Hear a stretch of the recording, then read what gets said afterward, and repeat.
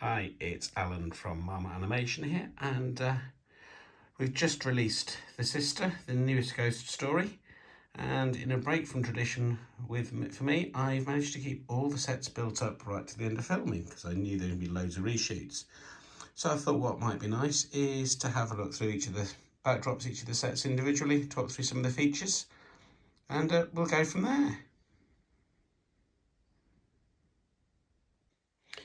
Okay, so starting with the simplest, this is just the brick house front that Sarah walks past to and from the cathedral. There's nothing really much to it, it's just a pavement, a road, and sort of just the front doors of the house. If we spin that around, just built up with the interior colour scheme. I should probably never be allowed to decorate a house, but so there we go. So that's the exterior house front that Sarah walks past. Okay, so next up we've got Sarah's dining room, study, whatever you want to call it. The table is built from a couple of half-round pieces with a cutout put together. We've got some art on the wall there. I think that was from Firestar Toys. And then the door out to the hallway. As I said earlier, I'm not much of an interior decorator, but those are the colours we've got, so I think that's light aqua and lavender there. Now, for this one, I made it so that wall can just come straight out. So we had the different angles for shooting without having to disrupt the whole set. My particular favourite detail down here is the plug socket, again from Firestar. I don't think that ever actually gets spotted in the film, but I know it's there. Okay, so next up is the entrance to the cathedral. So this was shot fairly close in, like that. I may have had to borrow a few of those embossed bricks for one of the later sets, but we'll get to that. So that was originally, I think, one course higher. But when you place this in the right orientation with the cathedral interior that we'll get to in a minute, it almost looks seamless. So you've got the sort of the stockade type doors there. Got loads of these little one by one blocks with the little finial scrolls on, because I quite like those. In fact, you'll see those everywhere throughout the build.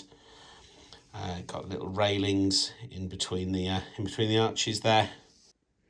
Okay, so now we're on the Dean's study and the entrance to it. Now, originally this was two parts, two separate sets, but there was one of the reshoots I needed to put together, so I thought, why not, let's stick them on. We've got a little LED power functions light in the corner. I'm a big believer in using practical lights on sets whenever I can, and just like Sarah's study, this was built so this back wall could come out with a minimum of fuss to allow for different shooting angles. In fact, this was originally just that back wall behind the Reverend there, and this wall here. But again, when it came to reshoot, I realised I needed a few different angles, so we built in another of these bookcases that are just made up of 2x1 tiles, just put it side by side. And if you don't look too closely, I think they do quite well as bookshelves. And then coming around the front, we've got the entry to his study. Now, obviously, when filming that, we'll pull that cable out and just slot in a 2x2 embossed brick there. And yeah, you'll have noticed in the film, the flames on the candles keep disappearing. My excuse is they were blowing out and people were relighting them. Okay, so this is the probably the biggest and most complicated set I've built for any of the brick films yet. It's my partial cathedral interior. I'd have loved to have done the whole thing or made it, 3 or 4 sided, but finances and bricks didn't allow. I think this is also probably one of the most expensive ones I've done. Had to buy in lots of the embossed brick pieces and most of the arches, especially when you look up the top there in the roof. So lots that I really like about this. So we've got the crypt on the end, again lit up by a couple of power functions LEDs. And if I take that roof off, we can see inside. So you've got the tomb for Lady Elizabeth there. There's the titular sister. The tomb was built with instructions from Rebrickable, with a couple of slight tweaks on each side, one of the main ones being the colour. So again, this was designed so you could remove each of the individual walls just by taking out a couple of pieces, allowing me to be able to shoot from different angles. So that back wall comes off with the arch there, the other one with the light in. And it just gives me different angles to shoot from.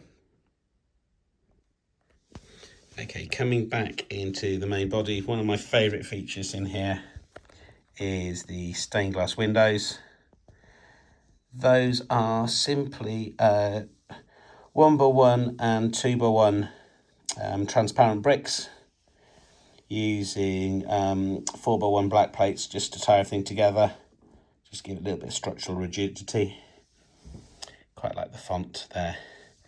Yeah, the winged statue in the back there, I think it's from one of the Harry Potter sets. Just get a little bit different. I even put the little heating element at the sort of the heater in the back there.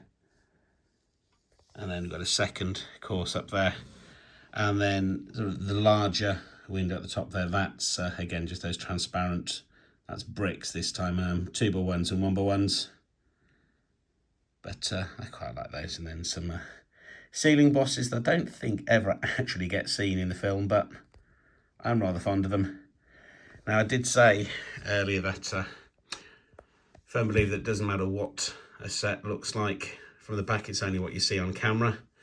So I'm going to try and spin it around and you'll see what I mean.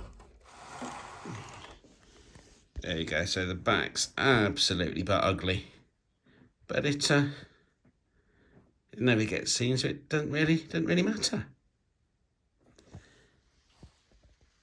So that's the tour of the sets. Hopefully you've seen the video already, you've seen the film already.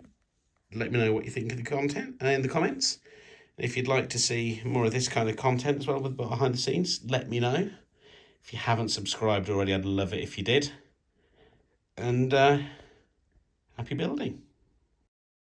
Subscribe.